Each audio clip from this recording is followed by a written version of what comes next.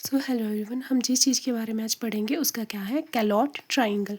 अब देखो कैलॉट ट्राइंगल क्या होता है, इसको हम क्या हिपेटोसिस्टिक डक्ट बोलते हैं। मैंने इस पूरे पेज पे पूरा सब कुछ लिखा हुआ है कि क्या कैलॉट ट्राइंगल है, पूरा डायग्राम के साथ मैंने एक्सप्लेन किया हुआ है। अब देखो जो मैक्सिमम क्वेश्चन जो कैलॉट ट्राइंगल से पूछा जाता है, पहले मैं आपको कैलॉट ट्राइंगल बता देती हूँ क्या होता है।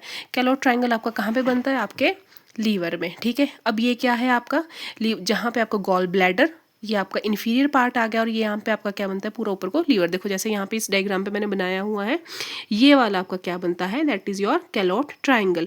ये आपका क्या है, लीवर है, ठीक है। और यहाँ से जो आपको क्या है, हिपेटोसिस्टिक डक्ट निकल रही है, और यहाँ पे क्या है आपका गॉल ब्लैडर है। यहाँ से क्या आ रही है, आपकी सिस्टिक डक्ट आ रही है, और इसके बीच में ये कौन सा ट्राइंगल बनता है, दिस इज द आपका कैलॉट्स ट्राइंगल। और इस कैलॉट ट्राइंगल की क्या इंपॉर्टेंस है कि अगर आपको क्या करना है, सिस्टिक आर्टरी को रिमूव करना है, तो आपको इस कैलॉट्स ट्राइंगल के बारे में पता होना चाहिए।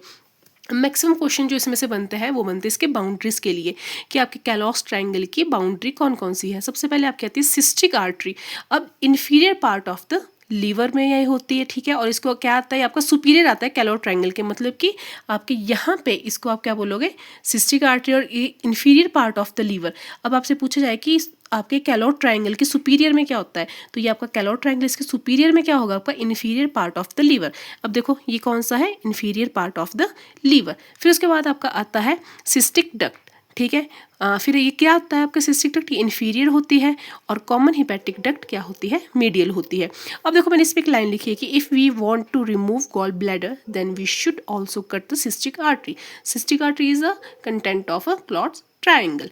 इतना समझ में आया, ठीक है। अब देखो हम लीवर के सेगमेंट्स, अब इसमें जो 8 फिजियोलॉजिकल सेगमेंट होता है, इनका क्या रोल है। अब देखो यहाँ पे जो 5th आपका सेगमेंट आता है, वो आपके मेन काम करता है आपके कैलॉट्स ट्राइंगल में। अब देखो सेगमेंट को कैसे डिवाइड किया है, ये क्या आपका क्लॉकवाइज चला है, जैसे 1 2 3 4 5 6 7 8, ये आपके क्या है, कैलॉट आपका ये इसके 8 फिजियोलॉजिकल आपके सेगमेंट्स है। और ये आपका क्या रहा, पूरा डायग्राम रहा आपका विद लीवर, जहाँ पे आपका 5th सेगमेंट क्या कर रहा है, अपना रोल प्ले कर रहा है, ठीक है। ये आपकी पोस्टीरियर साइड है, ये आपकी सुपीरियर साइड है, आपकी एंटीरियर साइड है, ठीक है। और ये आपकी कौन सी है, इन्फीरियर साइड। अब इससे क्या होगा, और इजीली आपको क्या बाउंड्रीज क्लियर हो जाएगी। अब यहाँ से देखो ये आपका क्या आ गई, ये वाली देखो यहाँ पे मैंने मेंशन किया हुआ है सारे कि क्या है आपके। हाँ एक और चीज़, यहाँ पे आपके एक हार्टमान पाउच होता है, ठीक है, जो किस पे होता है, आपके नेक ऑफ द लीवर पे प्रेजेंट होता है, ठीक है।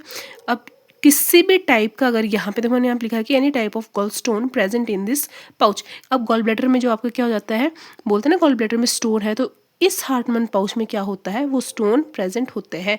तो this is all about the Calot's triangle. अगर आप लोगों को समझ आया होगा तो प्लीज़ सब्सक्राइब माई चैनल।